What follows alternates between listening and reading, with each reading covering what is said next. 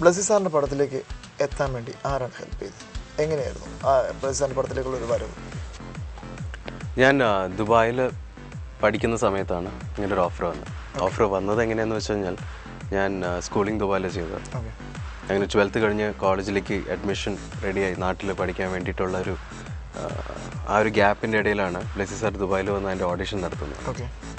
അപ്പോൾ അതിലേക്ക് എന്നെ ഈ വിവരം അറിയിച്ച് അതിലേക്ക് വിളിച്ചത് അവിടെ എനിക്ക് പരിചയമുള്ളൊരു ക്യാമറമാൻ ഉണ്ടായിരുന്നു ദുബായിൽ. മോനി എന്നാണ് അദ്ദേഹത്തിൻ്റെ പേര്. അപ്പോൾ അദ്ദേഹം വഴിയാണ് ഞാൻ അതിൻ്റെ ഓഡിഷന് പോവുകയും അങ്ങനെ കിട്ടിയത്. അപ്പം ദുബായിലായിരുന്നു അന്ന്? അതെ അതെ. ആ സമയം അപ്പം അവിടെ കലാപരിപാടികളിൽ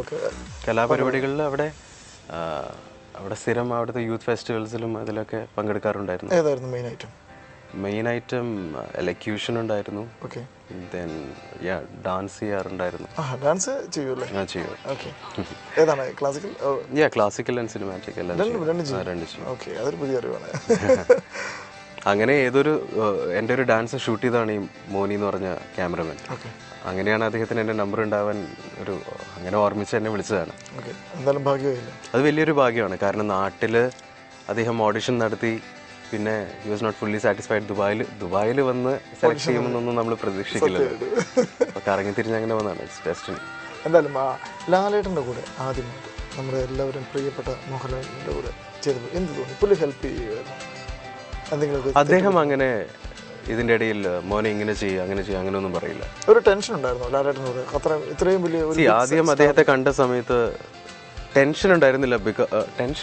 ഭയങ്കര സന്തോഷം തോന്നി ഇനീഷ്യലി. ബിക്കോസ് ഞാൻ എല്ലാവരും പോലെ ഒരു ഹ്യൂജ് ലാലേട്ടൻ ഫാനാണ്. അപ്പോൾ അദ്ദേഹത്തെ നേരിട്ട് കാണാൻ സാധിച്ചപ്പോൾ ഭയങ്കര സന്തോഷം തോന്നി. അതിനു മുമ്പ് വേറെ ഒരു സിനിമാ താരത്തെയും ഞാൻ മുമ്പ് കണ്ടിട്ടില്ല. ഫസ്റ്റ് കാണുന്നത് ലാലേട്ടനാണ്. അങ്ങനെ അദ്ദേഹത്തെ കണ്ടപ്പോൾ ഒരുപാട് സന്തോഷം തോന്നി. ഞാൻ സംസാരിക്കാൻ ചെറിയൊരു ബുദ്ധിമുട്ടുണ്ടായിരുന്നു എനിക്ക്. ഒരു വിക്കൊക്കെ വന്നു പോകും. പക്ഷെ അദ്ദേഹം ആ സെറ്റിൽ ക്രിയേറ്റ് ചെയ്യുന്ന ഒരു കാരിസ്മ, ഒരു എനർജി, ഒരു കംഫർട്ട്നെസ്, അത് ഭീകരമാണ്. അത് എനിക്ക് മാത്രമൊന്നുമല്ല, കൂടെ വർക്ക് ചെയ്യുന്ന എല്ലാ കോ ആക്ടേഴ്സിനാണെങ്കിലും ഡയറക്ടറിനാണെങ്കിലും അവിടെ വർക്ക് ചെയ്യുന്ന എല്ലാവർക്കും ആണെങ്കിലും അദ്ദേഹത്തിൻ്റെ ഒരു പ്രസൻസ് എന്ന് പറയുന്നത് ഭീകരമാണ്.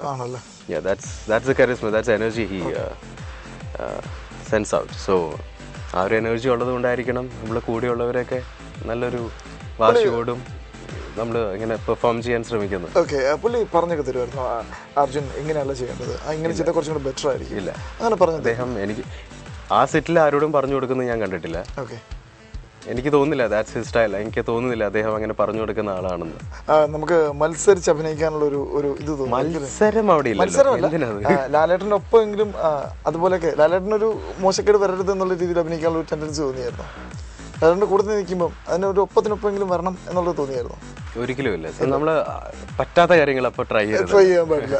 ഇല്ല, ആ സമയത്ത് മനസ്സിലുള്ളൊരു ചിന്ത എന്ന് പറയുന്നത് മോശമില്ലാത്ത രീതിയിൽ സംഗതി ചെയ്ത് തീർക്കുക, ഏറ്റവും കുറവ് ടേക്കിൽ തീർന്നാൽ അത്രയും നല്ലതെന്നുള്ള രീതിയിലാണ്. ഇതിന് ഏറ്റവും കൂടുതൽ ഹെൽപ്പ് ചെയ്തിരുന്നത് ബ്ലെസ്സി സാറാണ്. അദ്ദേഹം അഭിനയിച്ച് നമുക്ക് കാണിച്ചു തരും. അദ്ദേഹത്തിൻ്റെ മനസ്സിലൊരു വിഷ്വലുണ്ട്. ആ സമയത്ത് ഈ ക്യാരക്ടർ ഇങ്ങനെയാണ് ചെയ്യുന്നത്, അത് അങ്ങനെ വരുള്ളൂ, അങ്ങനെ വരാവൂ എന്ന് നിർബന്ധ ബുദ്ധിയുള്ളൊരു ഡയറക്ടറാണെന്ന് എനിക്ക് തോന്നുന്നു. അറ്റ്ലീസ്റ്റ് ഫോർ മൈ ക്യാരക്ടർ അദ്ദേഹം അങ്ങനെ തന്നെയാണ് പ്ലാൻ ചെയ്ത് എക്സിക്യൂട്ട് ചെയ്തത്.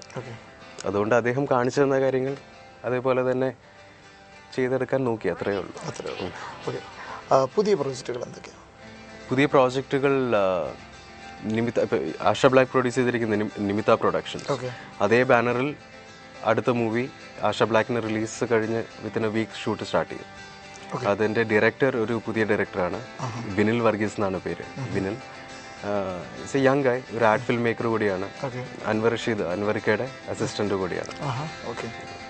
അതിന്റെ ഷൂട്ട് അടുത്ത ആഴ്ചയല്ല, ആഷ ബ്ലാക്കിന്റെ റിലീസ് കഴിയാൻ വേണ്ടി ജസ്റ്റ് വെയിറ്റ് ചെയ്യാണ്. ഒഴിവ് വേളകളിൽ അർജുൻ എന്താണ് ചെയ്യാറ്? എന്തെങ്കിലും ഹോബീസ് അല്ലെങ്കിൽ ചുറ്റിയടിച്ച് കറങ്ങി നടക്കാൻ ഞാൻ പറഞ്ഞല്ലോ, ഞാൻ ബാംഗ്ലൂരാണ് സെറ്റിൽ. ഇതോടൊപ്പം തന്നെ ഞാൻ ഒരു സ്റ്റാർട്ടപ്പ് ഉണ്ട് ഞങ്ങൾ എൻ്റെ MBAയിൽ ഞാൻ കൂടെ പഠിച്ച 4 പേരും കൂടി, ഞങ്ങൾ ഫ്രണ്ട്സ് എല്ലാവരും കൂടി ഒരു ഡിജിറ്റൽ മാർക്കറ്റിംഗ് ഏജൻസി സ്റ്റാർട്ട് ചെയ്തിട്ടുണ്ട് ബാംഗ്ലൂരിലാണ്. It's called digitise. എൻ്റെ ഒരു ഫസ്റ്റ് ഇയർ ആനിവേഴ്സറി കഴിഞ്ഞ മാസം നടന്നേ ഉള്ളൂ. അത് ഭംഗിയായി പോകുന്നു. അതുകൊണ്ട് ബിസിനസ്സിലേക്ക് ഇറങ്ങി. കാരണം നമുക്ക് ഒരു ചുവട് വേണമല്ലോ. തീർച്ചയായിട്ടും. അതില്ലെങ്കിലാണ് നമുക്ക്, എനിക്ക് തോന്നുന്നു, ഞാനത് തന്മാത്ര കഴിഞ്ഞ് പലരുടെയും അഡ്വൈസും പിന്നെ കണ്ട അനുഭവങ്ങളിൽ നിന്ന് പഠിച്ചൊരു സംഭവമാണ്. When you don't have A financial security Samar else നമ്മൾ കോംപ്രമൈസ് ചെയ്യേണ്ടി വരും പല കാര്യങ്ങളിലും. സിനിമയിൽ അങ്ങനെ ഒരു കോംപ്രമൈസ് വേണ്ട എന്ന് ആഗ്രഹിക്കുന്ന ഒരാളാണ് ഞാൻ. അങ്ങനെ തന്നെ നടക്കുമെന്ന് പ്രതീക്ഷിക്കുന്നു. സോ അതുകൊണ്ട് മാത്രമല്ല, ഡിജിറ്റൈസസ് ഞങ്ങൾ 4 പേരുടെ ഒരുപാട് വർഷത്തെ ഒരു ആഗ്രഹമായിരുന്നു സ്വന്തമായിട്ടൊരു ഫേം സ്റ്റാർട്ട് ചെയ്യണം. അപ്പോൾ 4 പേർക്കും ഇഷ്ടമുള്ള ഒരു മേഖലയാണ്, മാർക്കറ്റിംഗ് ഫീൽഡാണ് ഇഷ്ടം. അപ്പോൾ അങ്ങനെ ഒരു സംഭവം സ്റ്റാർട്ട് ചെയ്തു. അർജുൻ, ഒരു കാര്യം ചോദിക്കട്ടെ? ചോദിച്ചോളൂ. പ്രണയമുണ്ട്. ഉണ്ട്. പേര് ചോദിക്കാലോ? പ്രണയിനിയുടെ ചോദിക്കാലോ? എന്താണ് പേര്? അത് ഞാൻ പറയില്ല. അല്ലല്ല, അതൊരു വലിയ സീക്രട്ട് ആയിട്ടുള്ള ഒരു സംഭവമായിട്ടൊന്നുമല്ല. റൈറ്റ് നൗ മലയാളിയാണോ? മലയാളിയാണ്. Very much Malayalam. എത്ര കാലമായിട്ടുള്ള പ്രണയം? ഒരു 6-7 വർഷമായിട്ടുള്ള പ്രണയം. ഓക്കെ. അപ്പം തന്മാത്രയ്ക്ക് ശേഷം? തന്മാത്രയ്ക്ക് ശേഷം. ഓക്കെ. തന്മാത്ര ഫിലിം കണ്ടിട്ട് വിളിച്ച വ്യക്തികളിൽ പെടുന്ന ഒരു വ്യക്തിയാണോ ഇത്? അല്ല. ഞാൻ ഈ അടുത്താണ് ഈ സിനിമ തന്മാത്ര കണ്ടത് തന്നെ. ഇതുവരെ പടം കണ്ടിട്ടില്ല? ഇല്ല, ഞാൻ നിർബന്ധിച്ച് കാണിക്കായിരുന്നു. പിന്നെ ഓക്കെ. ഇതുവരെ കണ്ടിട്ടുണ്ടായിരുന്നെങ്കിൽ ചിലപ്പോൾ നടക്കില്ലായിരുന്നു. അല്ല, കണ്ടിട്ടുണ്ടായിരുന്നു, ഉറപ്പായിട്ട് നടന്നേ. എന്ത് പറഞ്ഞു കണ്ടിട്ട്? സിനിമയോടൊന്നും അങ്ങനെ ഒരുപാട് വലിയ താല്പര്യമൊന്നും ഇല്ലാത്ത ഒരാളാണ്.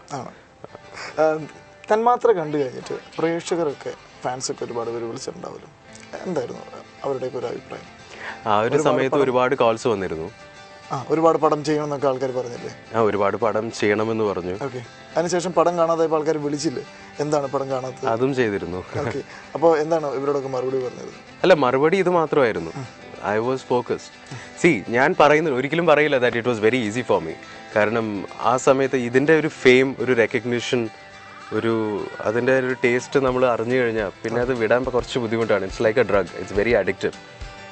സോ ഞാൻ ഒട്ടും പ്രതീക്ഷിക്കാത്ത സമയത്ത് എന്നെപ്പോലെ ഒരാൾക്ക് അങ്ങനെ ഒരു ഫെയിം ആൻഡ് റെക്കഗ്നിഷൻ ആൻഡ് ഇതൊക്കെ കിട്ടിക്കഴിഞ്ഞപ്പോൾ I was not addicted, but it was ഒരു ഭയങ്കര ക്രേവിങ് ഉണ്ടാവും നമുക്ക്.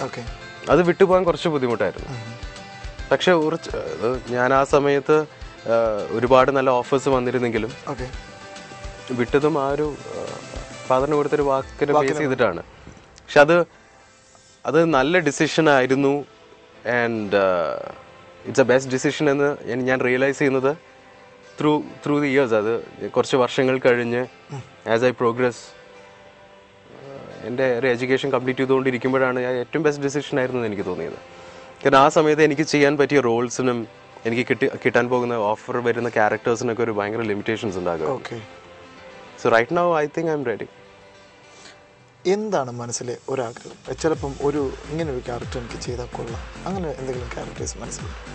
No, I don't have any dream. അങ്ങനെ ഒരു ക്യാരക്ടർ ചെയ്യണം എന്നുള്ള മോഹമൊന്നുമില്ല.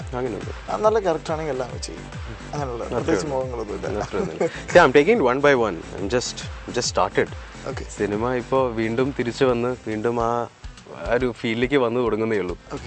സോ ആസ് ഓഫ് നൗ കുറച്ച് ഞാൻ പറഞ്ഞല്ലോ വേറൊരു പ്രോജക്റ്റ് കമ്മിറ്റ് ചെയ്തിട്ടുണ്ട്. അതല്ലാതെ വേറെ 2 ഓഫേഴ്സ് കൂടി ഉണ്ട്. So I have taken it up.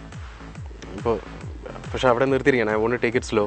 കാരണം ഇപ്പോൾ കുറച്ച് പേര് ഇപ്പോൾ സബ്ജക്ട്സ് പറയാനായിട്ട് വരികയും, പക്ഷെ ഞാൻ എടുക്കുന്ന ഡിസിഷൻസ് കറക്റ്റ് ആണോ അതൊക്കെ അറിയാനാണെങ്കിൽ I will take some time. So I will take it slow, one by one. സ്വന്തമായിട്ട് കഥകൾ കേട്ടിട്ട് എടുക്കുകയാണോ അതോ അച്ഛനോടും കൂടെ ചോദിക്കുമോ? ആരോടും ചോദിക്കാം. ഇല്ല, സ്വന്തമായിട്ട് കഥ കേട്ട് ഞാൻ തന്നെ തീരുമാനങ്ങൾ അങ്ങനെ എടുക്കാം. തീർച്ചയായിട്ടും ഞാനൊരു ഡിസിഷൻ എടുത്ത് കഴിഞ്ഞിട്ടാണ് ഇവരോട് പറയാറ്. അച്ഛനോട് പറയാറില്ല? അദ്ദേഹത്തിനും അത് തന്നെയാണ് താല്പര്യം. ബിക്കോസ് എന്താ പറയുക, തൻ്റെ യുക്തിക്കും തൻ്റെ എന്താ പറയുക ഒരു ലോജിക്കിനനുസരിച്ചുള്ള ഡിസിഷൻസ് എടുക്കും, അത്രേ ഉള്ളൂ. ഓക്കെ. ഇനിയും ഒരുപാട് പടങ്ങൾ കിട്ടട്ടെ. ഇപ്പം 2 ആഷബിളൊക്കെ റിലീസ് ചെയ്യാൻ വേണ്ടി പോകുന്നു. നല്ലൊരു വിജയമായി മാറട്ടെ. എന്താണ്, നമുക്ക് വൈൻഡപ്പ് ചെയ്യേണ്ട സമയമായി. ഓക്കെ. അപ്പോൾ ഒരുപാട് പടങ്ങൾ കിട്ടട്ടെ, എല്ലാ അനുഗ്രഹങ്ങളും ഉണ്ടാകട്ടെ. 1TV വേണ്ടി ഇത്രയും സമയം ഞങ്ങൾക്ക് വേണ്ടി ചിലവഴിച്ചതിന് എല്ലാവിധ നന്ദി. My pleasure sir. Thank you so much. On the സ്പോട്ടിൻ്റെ ഈ എപ്പിസോഡ് ഇവിടെ അവസാനിക്കുകയാണ്. അടുത്ത ആഴ്ച നിങ്ങൾക്ക് ഇഷ്ടപ്പെട്ട വേറെ കുറേ താരങ്ങളുമായി ഞാൻ എത്തും. അതുവരേക്കും ബൈ.